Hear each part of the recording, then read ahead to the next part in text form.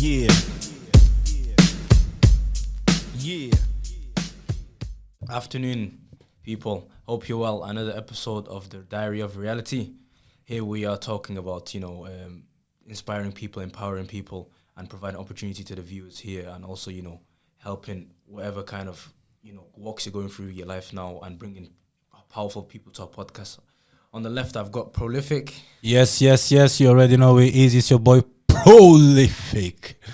And we've got here Mario. Would you like to introduce yourself? Supermario Silva, guys. Super Mario. Super. OG, yo.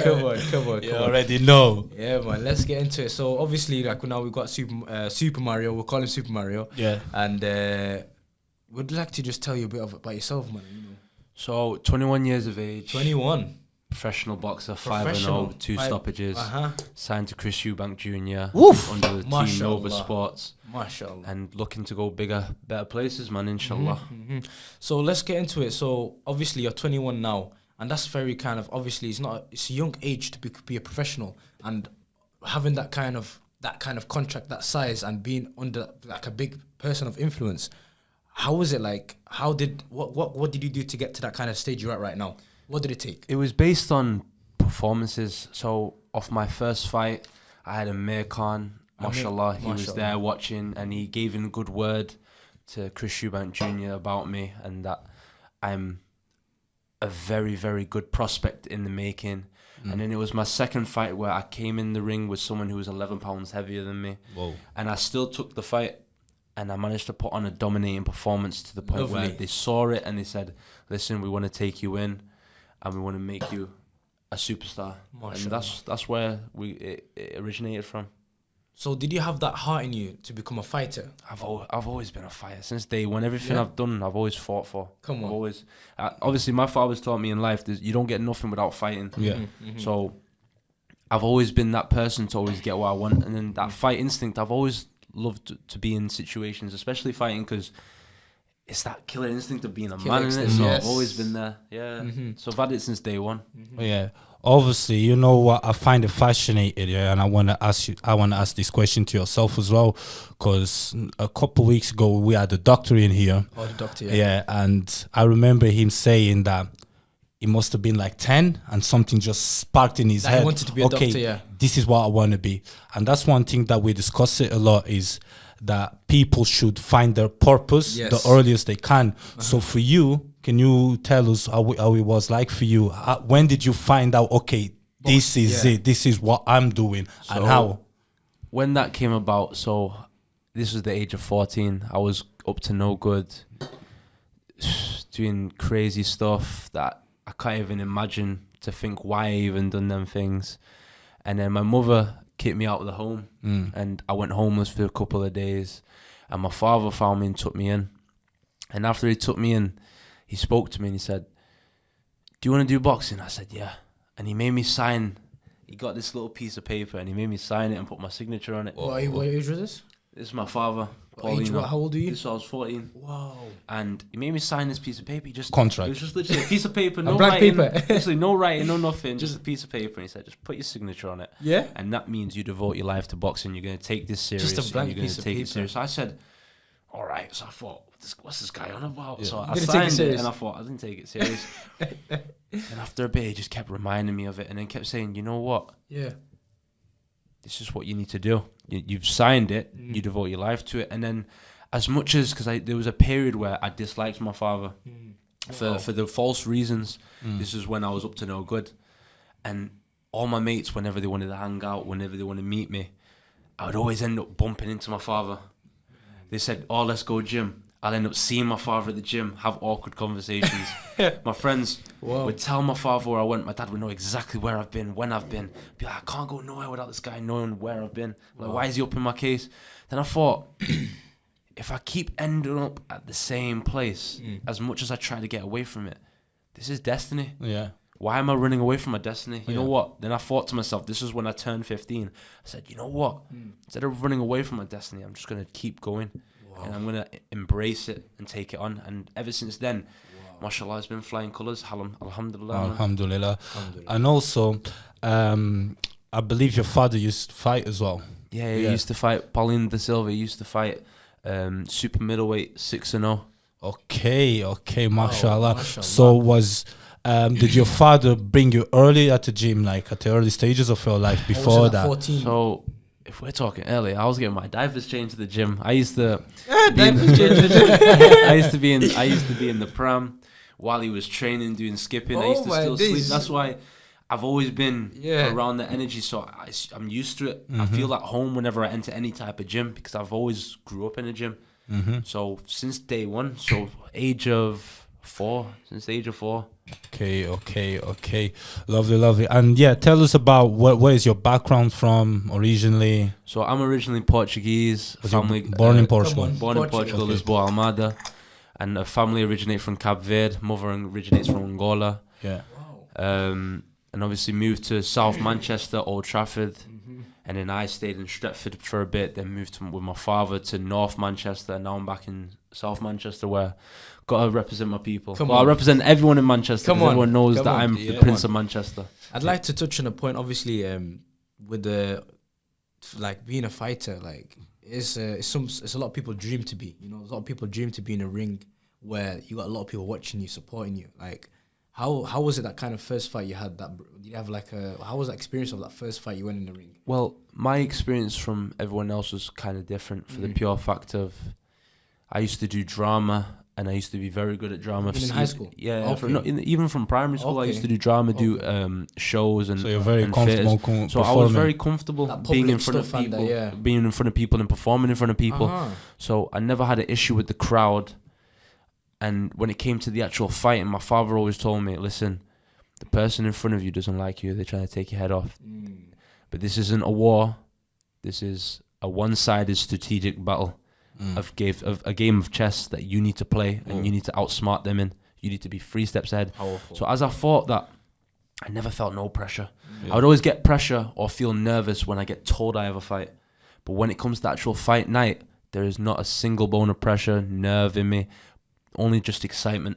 Excitement and preparation of I know what I've got to do.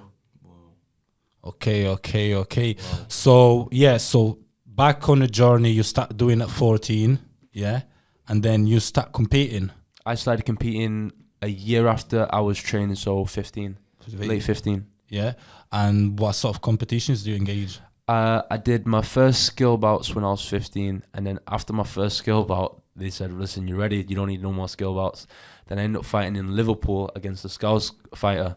Yeah. And everyone knows in boxing, when you go to Liverpool to fight, you either need to win by knocking them out or don't get touched at all, because they don't give you decisions like that, especially if you're the away fighter. Yeah. So you have to outshine, and I end up stopping the kid in my first fight. Whoa. and then my second fight was in a tournament for the Lord Lonsdale Championship. I won that by stopping him as well. Third fight, I won the Northwest Championship. Fourth fight, I lost that. So I ended up having 14 amateur fights. So in reality, I've not what span? Like, how long was that? This is in a 3-year span. 3-year span. And that is not a lot. It's not a lot. 14 amateur fights, that is very inactive. But where I exceeded was I didn't have a lot of fights, but I was getting a lot of knowledge in sparring with the people I was around, the people I was training with, the places I was being, and I was picking everything up like a sponge. I was making sure every piece of information I'm taking it in. So I learned in a different way compared to other people. A lot of people will have 60, 70 amateur fights and learn how to be a good fighter through that. Me, I learned through being a good fighter just by listening. Yeah. And also as well, you got your dad. I had an opportunity to go way before your dad at the gym. It was in Moston. Your dad used to train there.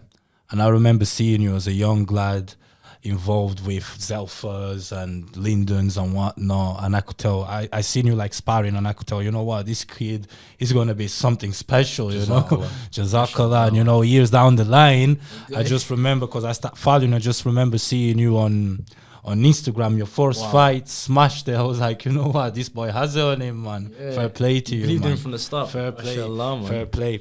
And so here you are, engaging in fightings, in competitions. And are you still going to school at this stage? No, I've completely stopped everything. The only thing I do now is I stay in the gym, so I even do PTs at the gym now. Yeah. So say I'll fit in 3-4 PTs just so I can stay at the gym. Because the more time I stay at the gym, the better I become. I'm a gym freak. I make sure that I stay in the gym.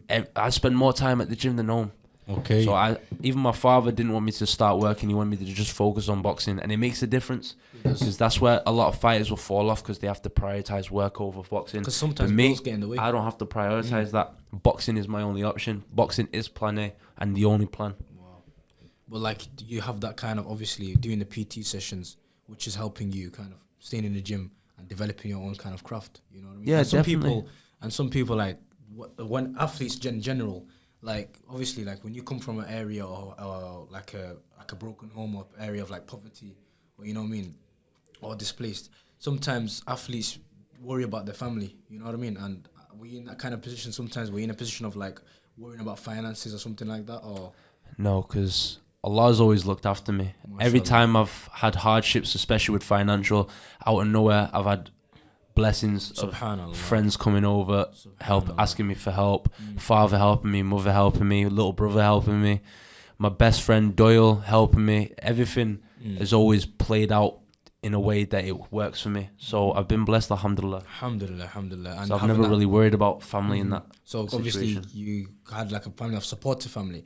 And how important is having a supportive family when you are kind of trying to get to where you want to be, like a... Oh, super important, because... How do you have that connection together? What is it? My connection with my family is they might be going out and doing things. Yeah. And they understand that I need to be training. I need to be watching what I eat. So they won't invite me. Right. And it might sound harsh to other people that they don't invite me. But for me, that's me going, you know what, I appreciate you not inviting me, because you know, if you would have brought the offer out, it would have made me feel bad that you man are going out and I'm not, or you guys are going for a meal or getting a gathering together and I'm not allowed to go because I need to stay locked in, I need to stay focused. So I appreciate my family, and they're supportive in the aspect of they know what to say, when to say, how much food I can eat. Even my mum, sometimes she preps my running clothes before I get home. My father, when I get to the gym, my boxing set is already there. Even the way my family members from even Portugal, they're always messaging me about boxing. They're saying, no matter what, we love you and we'll always remind you to keep going, no matter what. Wow. And even when I take ages to respond, I'm like, I'm so sorry I took ages to respond. I've not given you a phone call. I've not seen you in so long. Yeah. Nope, don't even say sorry. I understand, because you're focused on that. Focus on that first, then pause. MashaAllah.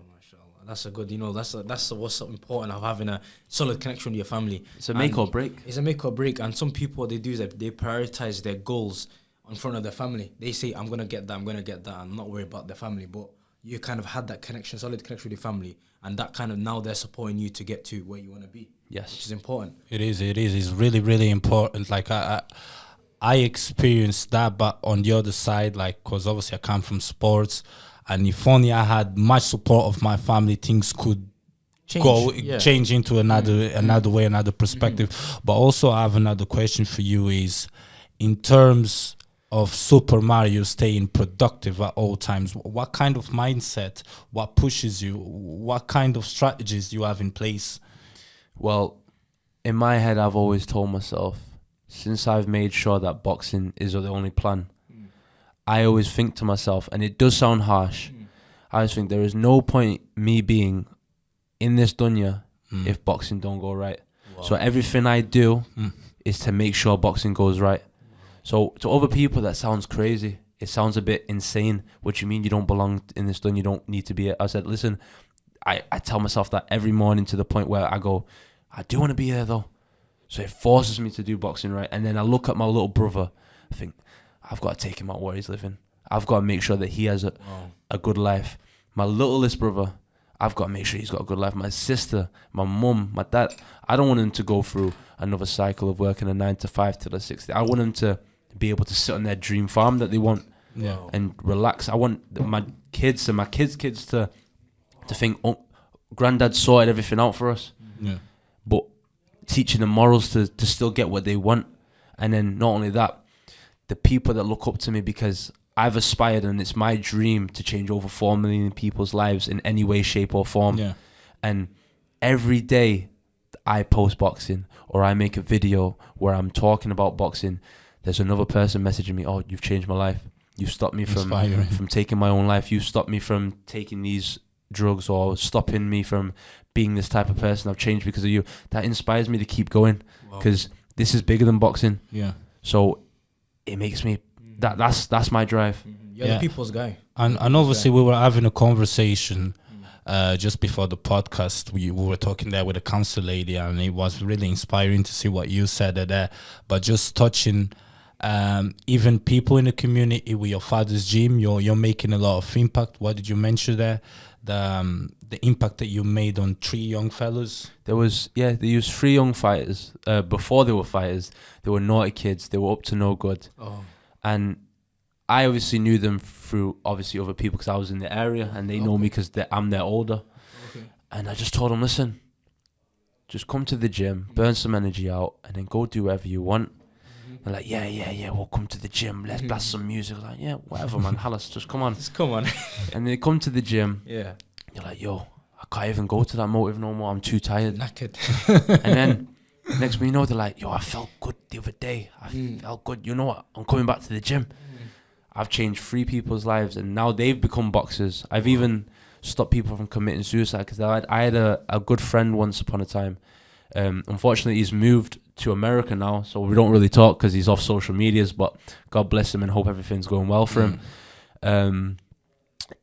He is in a very dark place where he didn't have no one to talk to, not even his parents, no one understood him, and he didn't even understand himself. And I said to him, listen, I don't understand you, I'm going to be honest, but just come to the gym and we'll talk. Even though I might not know what you're on about, let's just talk.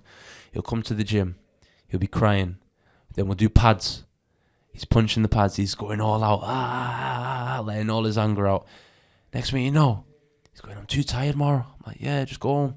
He'll go home. He's like, yo, I'm too tired to even get upset. I'm like, what do you mean? I thought you said you were depressed.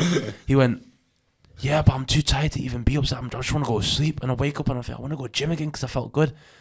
And this kid told me that he was literally 2 days within him contemplating taking his life. And if I didn't message him that day just saying, come to the gym, he wouldn't have done it. And now he's a PT. He ended up doing a podcast as well about mental health. Yeah. He moved to America. He's doing a scholarship over there. And everything's going well for him. And then the only thing I ever ask of him is to keep going and keep doing what he's doing. I don't want nothing in return. I don't want no money. I don't want no recognition. My happiness comes from you actually doing something after I've impacted your life.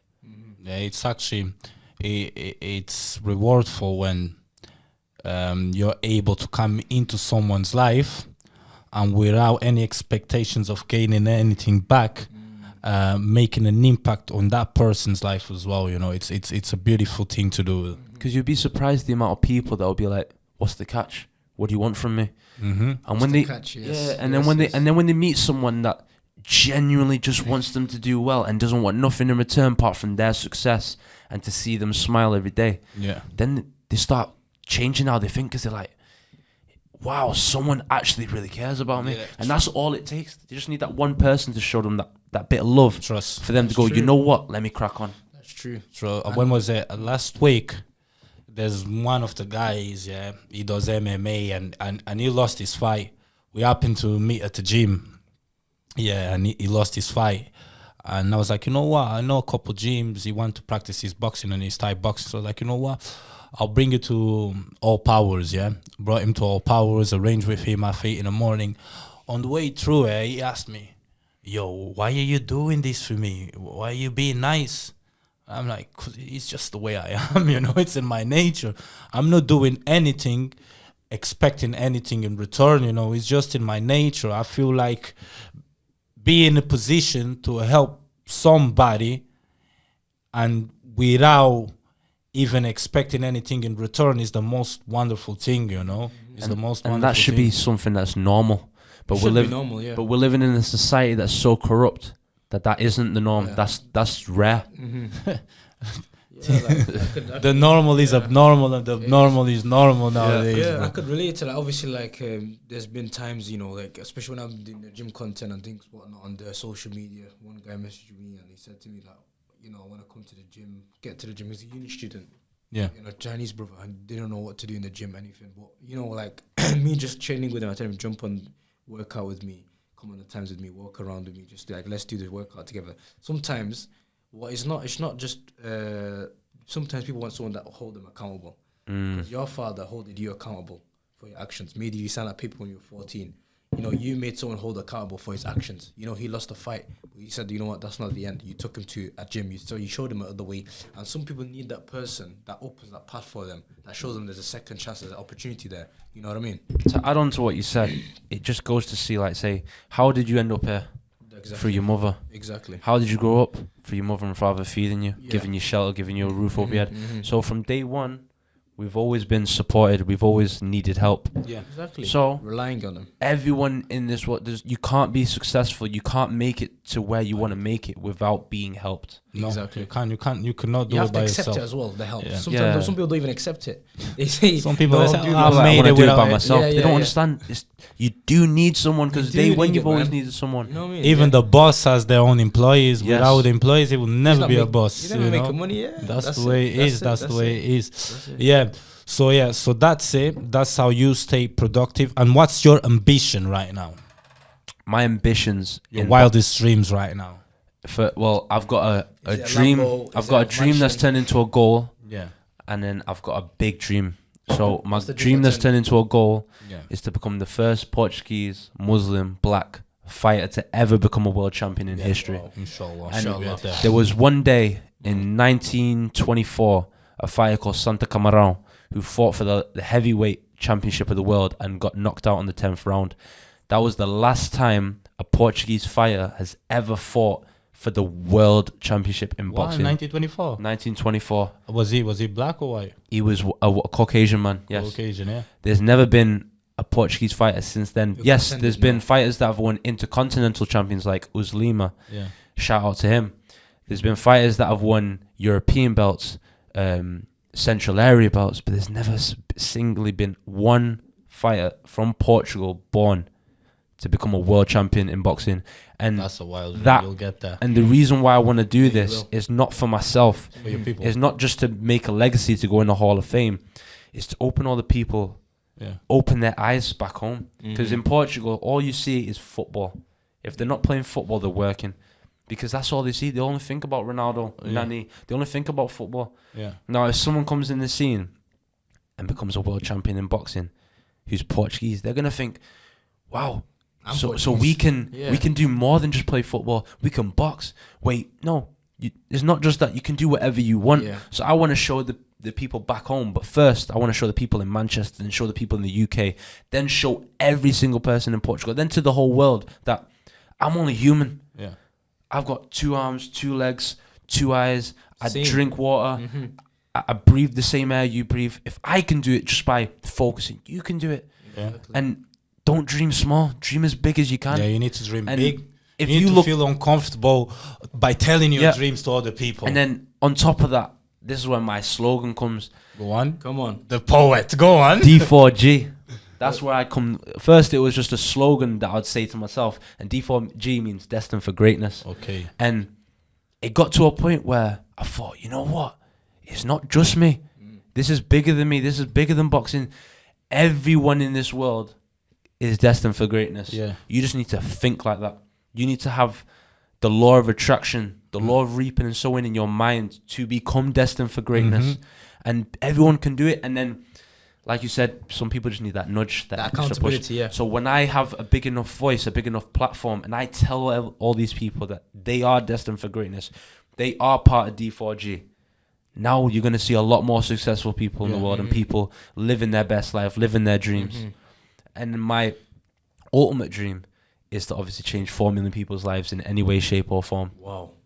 And that means building schools, building mosques, giving charity out, hosting charity events, non-profitable charities. Wow. Because I don't care about money. My happiness comes from helping other people and seeing other people happy. That's it.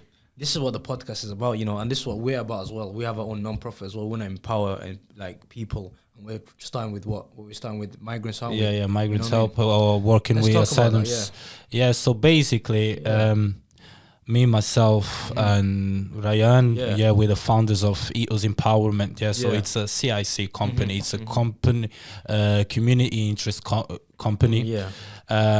So we develop various projects that can fit into society, but obviously because there's only two of us right now, we are focused right now in asylum seekers and refugees, because we both relate to that. Ryan himself has been a refugee, and me, I'm a son of refugees as well. My parents ran away from a civil war in Angola, so it's something that we both relate. So we trying to, so what happens is these people, majority of them, they leave their country on voluntary. So most of them are pushed leaving their country. They don't really want to leave their countries, and they go through a lot of traumas. It's called migration trauma. So it could be war or whatever, being persecuted, but then they can also develop the post-traumatic trauma. When they arrive. So it's not only when they arrive, but the conditions that they come into the country, because you got people don't know right now. There's people, the month of March, they had the highest rates of people trying to cross the channel on boats. Can you imagine? There's thousands of people boats, crossing from France to UK in little boats, bro. Dying along the way, man. You know what I mean? So we developed a program where we are trying to integrate these people back into society, but and disperse them successfully. Like you said, we're just trying to give it back to the community, and that's just one area. We're doing a lot of kind of things we want to impact it with the podcast. With we want to just tackle social issues as well, and not just only the immigration side of things, but we want to provide impact where we can and provide opportunity. Like you said, you want to show people that they're destined for greatness. That's what I mean. One thing I like about you a lot, and you mentioned that. The law of attraction. Yes. Can you talk about the law of attraction there? The law of attraction is powerful. I've learned that from it was a YouTube video that I watched when I was just a kid, and it was about a guy saying how he wrote down things that he wanted in his life, affirmations, and he worked towards them, and then just forgot about it, and then out of nowhere he started slowly seeing all the things come to life. And it's so beautiful. Whatever you think about and plant in your mind, it happens as long as you believe it and act on it. And that's why I'm very, very a big believer in the law of reaping and sowing as well.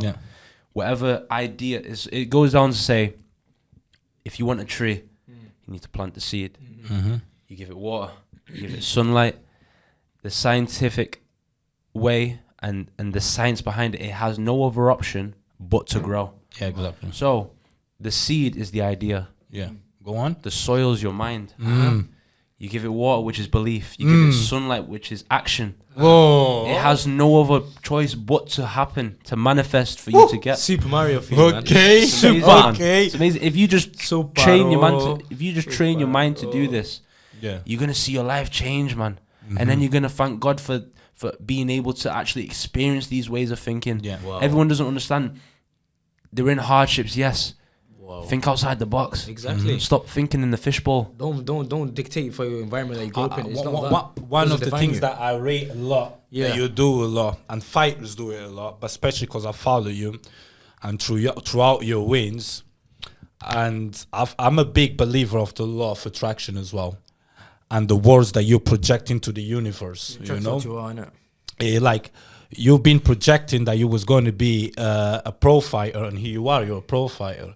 You projected that you was going to win your first fight, and you did. Now you got 5 or 6 fights. 5. You got 5 fights, and now you're projecting these words. How you're going to be the first Portuguese champion, world champion. And it will happen, because it's words are really powerful. If you throw it out there, that's why I remember my mom telling me, like, every time I used to put myself down, she used to tell me, you need to be careful how you handle yourself and what you say, because you will become what you say. So be very careful and choose the words wisely. Yeah, You become what you think about. yeah, that's it. That's it. So yeah, law of attraction all the way, man. All the way, And man. manifesting is important as well. Before you go into something, like I said, athletes, manifesting what you want to become is important. You want to see what way you want to become, and then once you do the action, it will. You gotta be it'll your come into biggest flesh. fan. It'll come into flesh. Yeah, yeah. So yeah, tell me another thing. Yeah. So obviously, going as your amateur career. Yeah. Did you had any losses? I had 3 losses. How was your first loss? My first loss, I handled it pretty well because my father said, listen, son, in amateurs, when you win, you win. And a loss isn't a loss, it's a lesson. Yeah. Because amateurs is to prepare you for when you're a pro. Yeah. It's to make you into a good pro. So when I lost, and it was a very controversial loss, Yeah. the referee, obviously, we leave it in the past, but the referee wasn't really on my side. And I lost in a split decision. But at the end of it, I was okay. I was like, is what it is. I've learnt my lesson. Now we just go back and we go back to the drawing board and work harder. Because amateurs, it doesn't really mean nothing. Because you can lose a fight just through not being busy enough. Yeah. You can lose a fight just because you just had an off day. Mm-hmm. Where it really matters is when you're professional. That's where even the name amateur and professional come into play. So I never really took it to heart when I lost. And I even learnt more off my losses than I did my wins. That's when you get to know yourself more. Yeah, what that's you're when made you of. that's when you see what type of person you really are when you lose, not when you win, because anyone can do good when they win. It's when you hit rock bottom or when everyone looks at you and sees that you've been defeated. How do you react? How do you cope with that? Yeah. What we all know what to do when God says yes to us, What about but do you know what to do when God says no? That's true. That's true. That's true. You know what? That's the thing. Yeah, it gives you reality check, doesn't it? Yeah, definitely. And it shows you, humbles like, you. when you lose, or not even lose a fight, but when you lose something in your life, it just shows you how grateful you are to have it in your life. Sometimes, innit? When we sometimes we have things that we don't be grateful for. But once we lose it, or once it's not in our grip anymore, we just we wish that we had it. So I'm glad that I lost because I learned that losing doesn't mean nothing. You can come back from a loss. There's fighters out there. Manny Pacquiao, 7 losses, but look how many wins he's got, and he's in the Hall of Fame. Yeah. You got Devin Haney, 31 fights, undisputed champion, going down in the Hall of Fame, and he's lost. Doesn't mean that's the end of the world. Yeah, I think right now, especially with the viewers, with the fans right now, they think, oh, this fella had a loss. Let's not follow him. He's a loser. That's right because now. of Floyd. That's Floyd's fault. That's Floyd's That's mentality. Floyd's I think boxing has gone that way. It's a beautiful sport. I love boxing. For me, it's one of the most beautiful combat sports because think you need to control your emotions a lot. Definitely. When you're fighting. You can't be just irrational when you're fighting. Like I said, you got to be a game of chess. You don't put emotion into a game of chess. No, you don't show it. You don't show it. You got to outsmart the person in front of you. If you give in to your emotions in a fight, you've lost the fight because your opponent has your head. If you allow your mind to get angry, that means you've given your mind to your opponent. Your opponent's in control now. Whatever your opponent does, it will work because you're frustrated. You cannot lose your head. You cannot put no emotion into it. You have to think this is strictly business. Okay, and do you implement that mindset into your day-to-day life? Boxing's taught me even life lessons. Like, if it wasn't for boxing, I wouldn't be as wise as I am now. Like, say, the way I think in boxing, I think with that in life. I can't just go up to everyone and show everyone my emotion. When I'm boxing, I show my full potential. I show my full self. I am creative. In reality, outside of boxing, I show my creativity. I'm open to everything.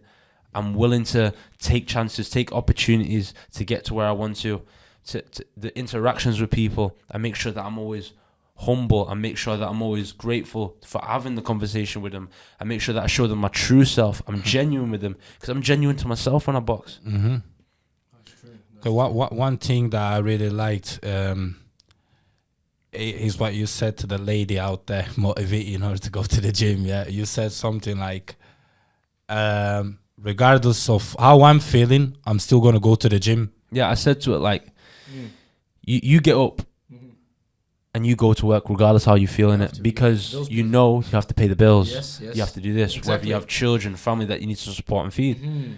So you don't think about how you feel. Regardless of how you feel, you just get up and go to work. That's true. So you need to think the same with your body, with the gym, when it comes to any type of sport. Exactly. Or any tasks you have to even do. tasks. You got to think, I can't put no emotion into this because I just got to get it done. You gotta get And naturally, when you just get it done, you'll feel way better. And then that's when the motivation comes in. And then before the motivation is even coming in, you've naturally, without even having to think about it, implemented discipline. And that's the biggest thing in this world, discipline. Discipline. Going day in and day out doing the tasks that you might not like doing it. The tasks you don't man. like doing, And that's what you have to do. It's hard, man. It's hard even to procrastinate, you know, like a lot of us now, we procrastinate. Like a lot of the younger generation, younger people now, there's a lot of things on their mind. You know, like with us, you know, in a generation of high life and like like the content on social media is very like quick. It comes to your face, you can do that, you can make money with that, you can do this, do that. So now the young people watching this now, they're in positions like, what should I do in life? What journey should I take? Maybe education not working, maybe school or something's not working, but they're trying to find out, what should I do? And they're just trying new things and just not putting effort into it. What do you say? What I don't like about that is they're getting opportunities, and when things go wrong, people around them are too quick to allow them to change whatever they're doing. Exactly. So say if I fail, they go, oh, it's okay if you fail. No, it's not. I failed, right, I need to go again. Because remember, you don't fail when it went wrong. You fail when you decide to give up. Yeah. That's true. That's when you really fail, because then it's not going nowhere. You don't know if the grass is green on the other side unless you keep trying to get to the other side. That's it. And unfortunately, in the society we live in today, kids will have ideas You have too and many. they'll get shut down. Yeah, they will. A kid could be stood on the table, jumping, and he's imagining this could be a bouncy castle, this could be a trampoline. See how many opportunities, how many things that he can think of just by jumping on the table. And so, well, get off the table. That's not what you're supposed to do. You're automatically shutting off. Oh, you touched the point. You're automatically shutting Guy's off a that smart kid's guy. creativity and that kid's ambitions of what That's this true. could have been. And you know Yeah, what? yeah. That happens a lot. You touched a very good point. Yeah, and yeah. parents do that a lot. Parents do as well. Yeah. Parents shut their kids a lot. And even in schools.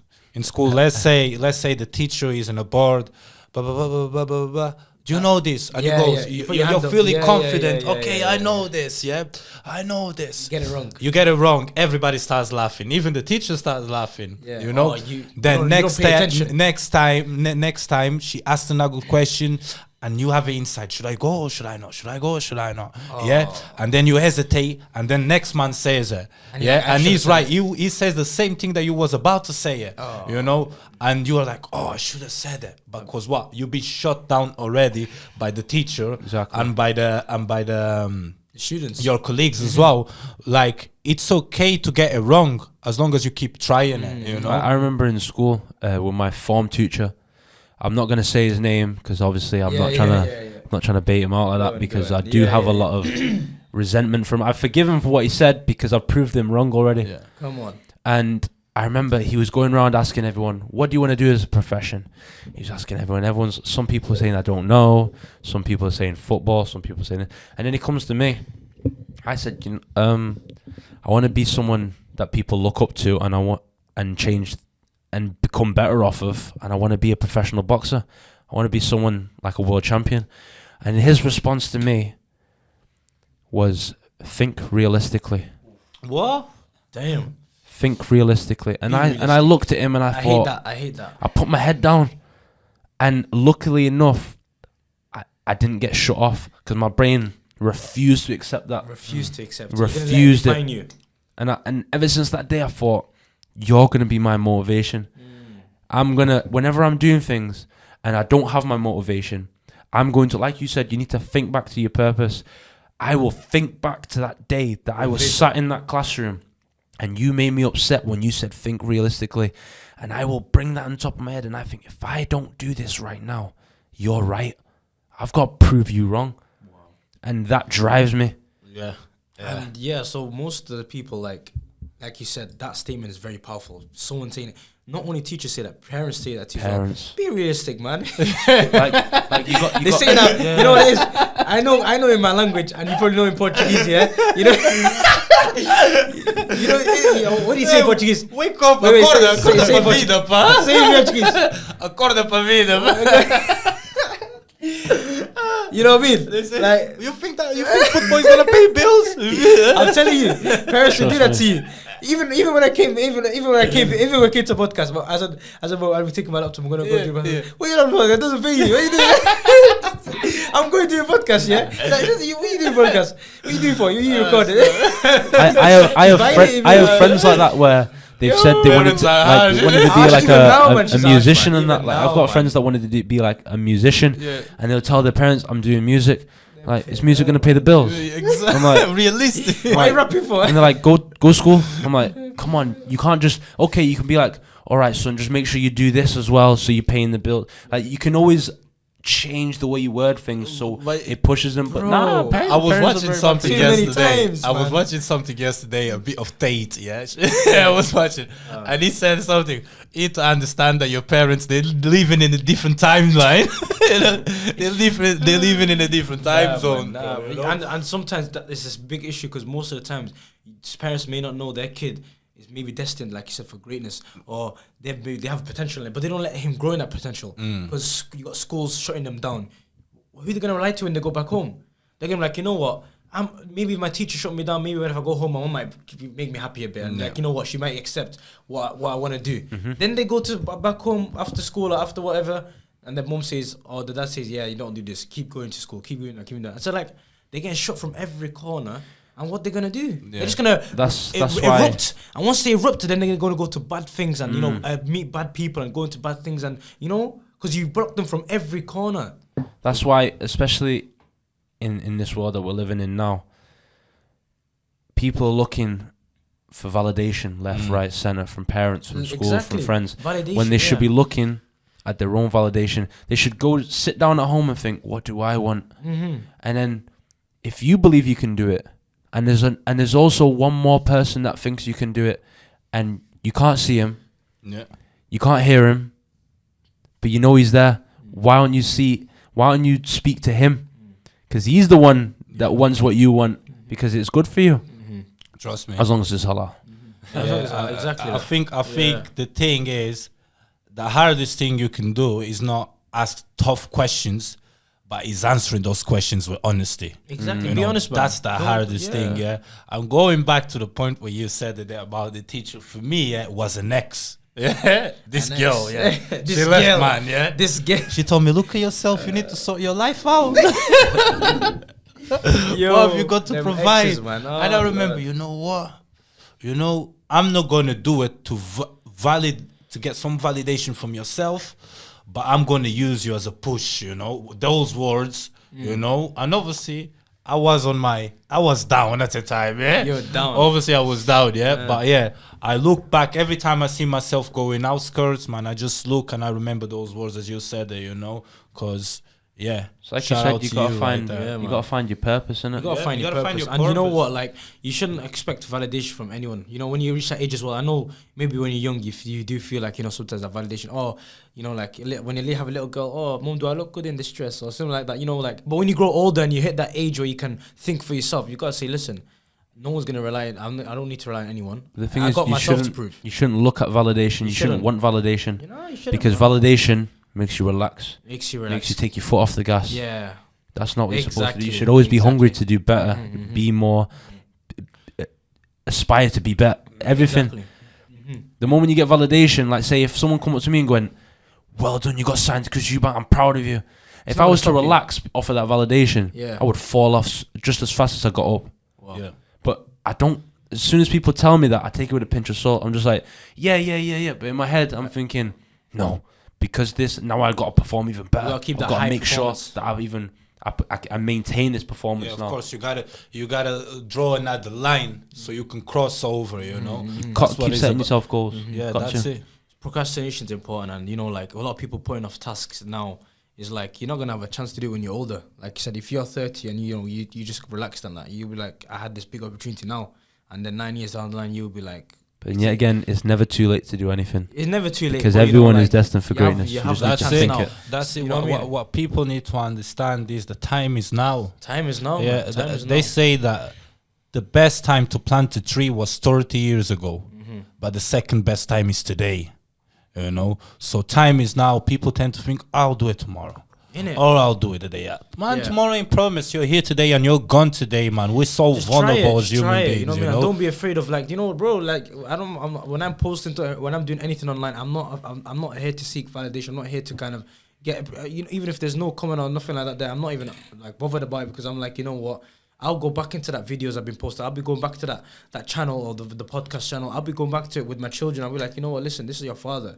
This is your father, and this is what he's been doing. This is what he's grafting. So I'm only proving it to myself. That's when I posted stuff out there. People like, like, oh, you don't get a lot of views. You don't get that. You don't get that much attention. I'm like, you know what? It's something I'll revisit when I'm in the future. Not yet. Yes. Yeah. It'll revisit when I'm in the future when I was doing my weight loss things and my weight loss journey and other things there. I go through it. I revisit because obviously I've gained a bit of weight now, but I revisit it and I say, listen, I was that shredded guy back before last year, and I could come back to it. You know what I mean? But I'm not worried about who's saying what and who's doing this and who's judging. Because if you worry about people what they judge, that's when you're done. That's when you cut yourself, man. Because everyone's got their own journeys and their own paths, and they're at different stages. So you shouldn't look at other people and compare because someone might be a bit further or might be even behind you. Exactly. And like I want to say again what my mom said to me as well. My mom said to me that don't look at the guy who's above you. Look at the guy you're above behind you. You know what I mean? Because every time we're trying to get to that place up there, but you know what? You look behind you though. Look at the guy who doesn't have what you have right now. And so we're not grateful. You know what I mean? That's it. Listen, when it comes to all that validation stuff, man, you shouldn't be looking elsewhere, because if you look at elsewhere, like we say in Portugal, the other people, they're just gonna beep, beep, beep, beep, beep, beep in your bottle, That's the way it is. And what's that monkey saying you said? The monkey ass. Say that. Nah, the monkey only looks at the other. The monkey only looks at the other monkey's ass, innit? Yeah. That's exactly what it is. But like you cannot be a monster without training. Yeah, you cannot achieve things in life without working hard. And when you're going on your path, and you know exactly where you're going, you shouldn't be relying on anyone else for validation. You just keep going straight, and if it doesn't work on, get up again, try it again, try a different avenue, knock doors, look for mentors, learn from people, and eventually you're gonna get there, man. Like you said it before, it's not a sprint, it's a marathon, innit? It takes time, and it's once not a matter of if, it's when. And it takes time, things take time. A lot of people nowadays don't want time. They're looking at results like that. I need that. Or I want that in 1 month. I want to lose weight in that 30 days. I want to do this. But like, no one's here to wait for the long run, because we're always expecting short-term results that social media put there. Social media says you can get this in that amount of time. And then when we put that kind of restriction on ourselves, we're not going to get to where we want. And then once you hit that barrier saying, oh yeah, it's been 30 days. I've bought this program and I haven't lost weight. We're going to say to yourself after that. You know what I mean? You're going to go back to where you were. There you so go. Don't put a time for yourself. Mario is a living proof. How long did it take you to become a pro? Exactly. How long? Years How long ago. did it take? It took me from when I've started. So I'm saying that is 7 years now to get where I am. And I've not even got nowhere. In my head, I tell myself I'm not even started nothing. I'm nowhere. Because I compare myself to world champions, to elite fighters that I want to be like, to businessmen that I've met in Portugal, that I've met in America. And I'm like, wow, I know nothing. And that's when you become wise, when you realize you know nothing, because then everything you're learning. Exactly. And that's very important. So then, where do you see yourself like in 10 years down the line, apart from being the champion? What else? Where do you see yourself when you're 30? When I'm 30, I see myself being even more on my deen. Yeah. Hopefully 1 or 2 children, inshallah. Definitely achieved Portuguese first black Muslim fighter to ever become a world champion. I see myself doing motivational speeches, talks, going to Africa, going to places of need, helping out, but helping out myself so I can see the changes and benefits. Yeah. Oh. I see myself inspiring other people, especially the youth in this country, to do any type of thing they want, whether it's sport, whether it's business, anything. I want to change the way people think, how their perspectives are of life. Yeah. I want to be in a very comfortable position where I don't have to worry about anything. But my main priority is to keep pushing this endless teaching of peace. And we hope you're steadfast on that, because, like, we want you to be steadfast, and whatever goals you have in the future is to be, maintain that route. Also, one thing I wanted to ask as well, because I find it interesting, how did you come across towards Islam? So, obviously, this was when I was 15 as well, so I started boxing, and I was a heavy Christian at first, and obviously I was in a dark path, and Christianity wasn't working, so I wouldn't think about it too much. And as I was 15, entered a new school, I ended up being very good friends with a lot of Muslim kids. MashaAllah. And they would always say, Maro, you sound and you think just like us, the way you're talking about peace this, peace that, the way before you speak to us, you're going, brother, I wish you all the best. The that way politeness, you're always polite, you're always wishing good on other people. Like, you sound similar to what people of Islam say. So I was like, all right, and I never really thought too much about it. And then I remember there was one of my friends, he turned around and said, Maro, I promise you, inshallah, you will be a Muslim. I looked at him, I thought, oh, all right, no worries. I'm not going to say nothing, because at first I thought, I don't know what he's on about. Yeah. Then, as I grew up, I just started being closer and closer to Muslims. Then out of nowhere, I started randomly listening to nasheeds. I'd listen to nasheeds, I like this. Like, this sounds peaceful, I like this. Then I was concerned, because my friends would be in Ramadan, and they say, it's a different time of year. I went, what do you mean, though? You're just not eating all day? They go, no. The energy, the environment, the world is different. Shaitan's like the way you can feel the I was like, why can't I feel it? They went, you have to be in it in order to feel it. You have to submit to the will of Allah and realize that Prophet Muhammad sallallahu alaihi wasallam is his last prophet and final messenger and servant, in order to feel it. And then I had my friend Yunus, and he introduced me to the Quran, the English translated Quran, and he went, brother, I'm going to give you this. Are you sure he's not your brother? He said, that's his name, isn't it? I just thought for a second there. He said, I'm going to give you this. Just go home, take your time and read it. I said, no problem. He said, if you got any questions, ask me, but I'm not going to force you to do anything. So shout out to Yunus. Shout out to Yunus. And out of nowhere, as soon as I opened the book, the holy book, as soon as I opened it, I started crying. That first page that says, Powerful, man. Allah is the greatest, the kind, the caring, the key to the Quran, the Lord of the worlds, the ruler of Judgment Day. As soon as I read that, I thought, whoa. And I kept reading. I got to about 50 pages the first night, and I thought, I found what I was looking for. And then I started practicing.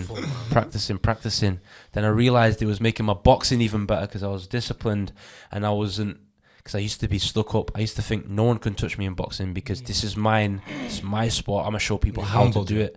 And then what that did was it kept my confidence of, yes, I am that guy, but made me humble to go, yo, but that can easily get taken away from you. Someone can easily come and take that food away from you. So be grateful and always aspire to do better. And then after my second fight, literally the week later, but just before that, I went up to Brother Yunus. After I fought, he was the first person I went up to. I was still in my boxing shorts. I still had no top. I was all wet, sweaty. I went up to him, grabbed him, and went, brother, I'm ready. I said, when you're ready, take me to the mosque, and I'm going to take my shahada. He went, mashallah. Boom. Next week, I took my shahada, and there was a brother in there, and I feel think like crying. You know? there was a brother in there, man. and he said to me, I've got a question for you. I said, what's up, brother? He went, how many brothers do you have? I went, I've only got 2. He went, how many sisters do you have? He went, I've only got 1. He went, you're lying.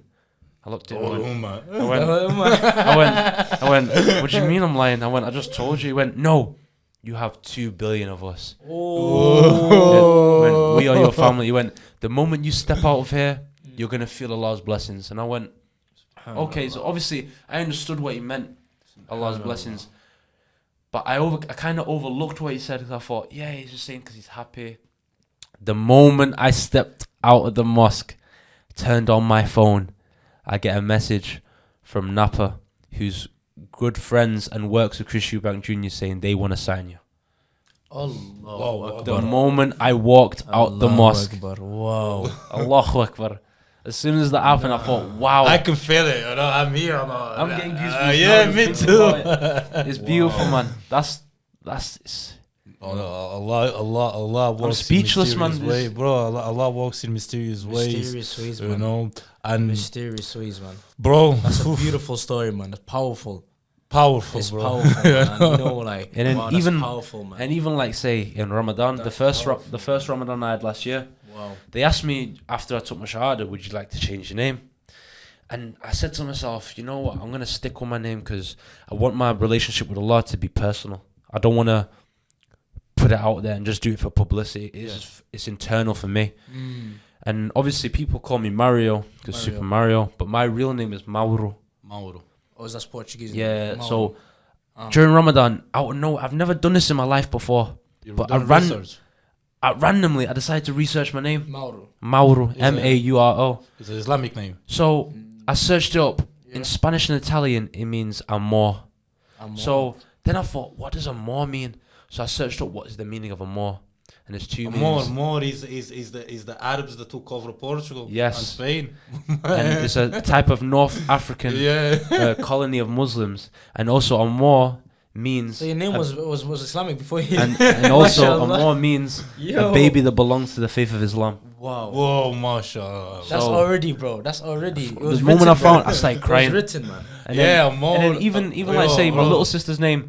When I was 10 years old, my mum said to me, "What do you want to call your little sister when she's born?" I went, "I like the name Aisha," and she was like, "All right, we'll call her Aisha."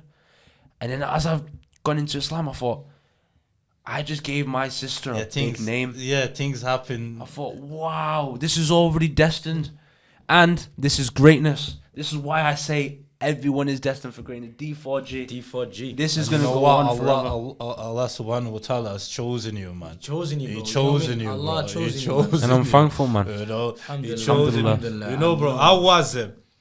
Like, Wow, man. when you enter the mosque, and obviously I could probably relate to you because I'm a revert as well. And when you see everybody, obviously because we come from a Christian background, and when you see everybody prostrating, you know, doing tajud and everything at the same time, it's beautiful, isn't it? It's mad. Is the fact that everyone's coming together as a brotherhood, because that's what it is. It's a brotherhood. It's not like you're that Muslim, you're that Muslim. No, we're brothers. Yeah. Aki, you're my Aki, you're my Aki. True. And to see that we stand next to each other and pray to our God that we all one believe in is beautiful. And in synchronization as well. Yeah. I've never felt nothing like it. Like even my first Jummah, I was like, whoa. Yeah, me too. I This never is saw anything amazing. like it, man. Going to sujood with everybody, man. Boof. And then Silence. everyone's Say, making bro. dua at the end. Everyone's making dua for everyone. Yeah. If around the world. Even if you're not praying, there's a Muslim out there that's making dua saying, keep all Muslims on the straight path. Or someone is even making a direct dua for you for Exactly. that brother, you know. Like, it's beautiful, man. It is. You can only understand it once you step into Yeah. the mosque. You know, alhamdulillah. This is one of the best podcasts Huh? we had now. Yeah, I bro, I you think know what, it's- that story- This tops up all the ones we had Yeah, before, that man. story was amazing. That was man. amazing. That story man. was This amazing. is amazing, and I think this podcast hopefully empowers and inspires a lot of you watching this now. Yeah, A especially. lot of you watching this now. You know what I mean? And I hope you guys can take a lot from what we just talked about today and who this brother Mario is. You know what I mean? And the kind of background and the person he is. You know, he showed us the whole journey, his religion, the journey to Islam, the boxing journey, and the family and everything, and his goals and ambitions. And this should motivate you, the person sitting at home watching this. And to the do brother, something. the brother gave you guys some game as Same well. song, yeah. guys, Something there, the, man. the main thing, Yeah. I'm a person, a human. I fight for my father. I'm in his gym, Paulina's boxing, in just next to the MEN arena. I'm just a regular person. I'm nothing special. If I can do it just because I put my mind to it and I threw everything out the window to make sure this goes right, you can do the same thing. We're all destined for greatness. If you watch this, you're part of D4G. If you be inspired by this podcast, if you take on any information, even sit and watch this podcast, if you're just brief, you are D4G. This is what you need to understand. No matter what anyone says, you can aspire to be whatever you want. And I will be the role model. I will be the guiding light for those that are trapped in darkness, to show you the guiding light, to show you that you have your path, that you can make it to where you want to make it. D4G, you heard. D4G, you already know.